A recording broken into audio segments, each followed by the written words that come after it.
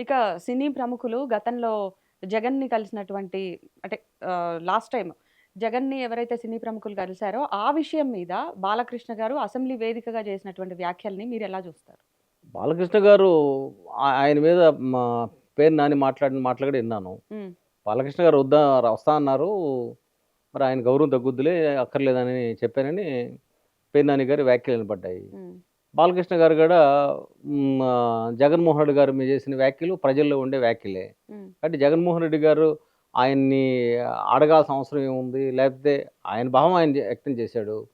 ఆయనకున్న సమాచారం అది కామినేని గారు ఆయన చెప్పారు. చిరంజీవి గారు గూడా ఆ రోజు చిరంజీవి గారిని అవమానిచ్చారు. లేకపోతే ఆయన తీసుకెళ్ళిన పద్ధతి గాని, ఇవన్నీ గూడా బాగాలేదని ప్రజలు ఆ రోజే అనుకున్నారు. హ్మ్.